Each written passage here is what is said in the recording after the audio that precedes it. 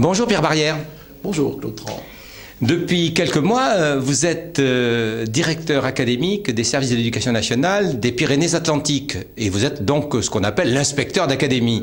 Comment avez-vous trouvé ce nouveau département pour vous ?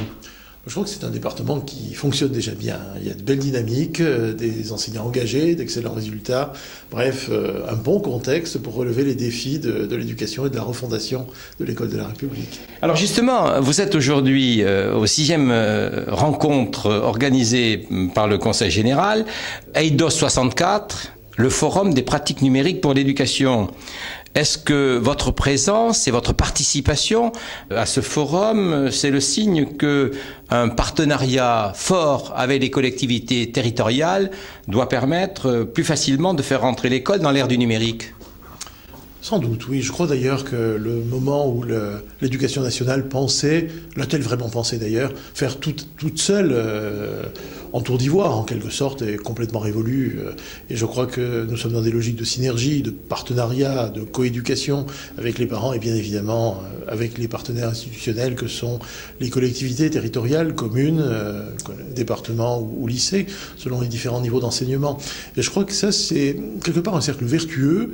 Et pour avoir entendu tout récemment la vice-présidente, Madame Mariette, du Conseil général des Pyrénées-Atlantiques, elle a tenu des propos que j'aurais pu tenir, et quand je vois avec quelle simplicité ces choses-là semblent couler de source en quelque sorte, eh bien je me réjouis de la belle construction que ça représente, et je crois que ça répond à l'attente d'enseignants qui entendent évidemment trouver dans l'offre foisonnante qui existe d'abord une politique structurée, pilotée par le recteur, dans laquelle les collectivités apportent leur savoir-faire dans le domaine matériel, mais en ne restant pas prisonnier de logique de compartimentation, de tuyaux d'orgue, où il y aurait d'un côté le matériel, de l'autre côté la dimension plus logicielle, ou les usages de classe.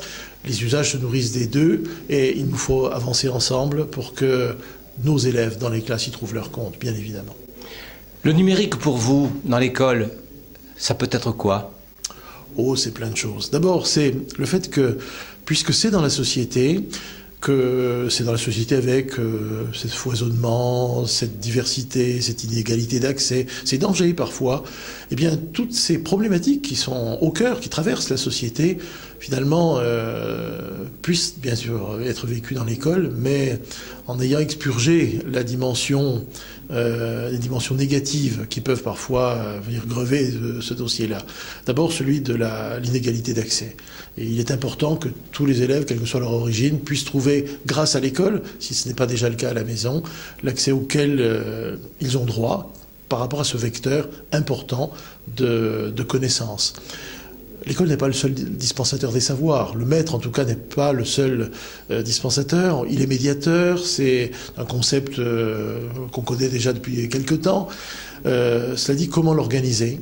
Comment faire en sorte que ces usages soient des usages citoyens, responsables, éclairés, au-delà de toutes les dérives, de tous les dangers possibles, de ce cyberbullying dont on parle parfois, enfin, un anglicisme qui vaut ce qu'il vaut, mais enfin, ce harcèlement qui peut se faire par Internet et dont tout un chacun doit comprendre comment il peut se faire pour qu'on ne soit pas dans l'illusion d'un monde sympathique dans lequel tout est possible, y compris les pires choses.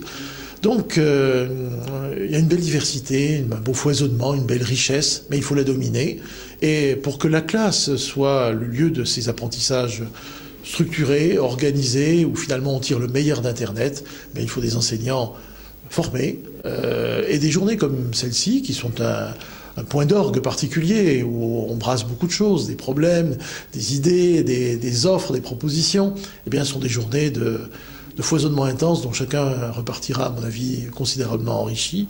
Et ça n'empêchera pas que les formations, que le travail que nous pouvons faire par ailleurs au sein de l'Éducation nationale et en relais de ces initiatives intéressantes soit poursuivi.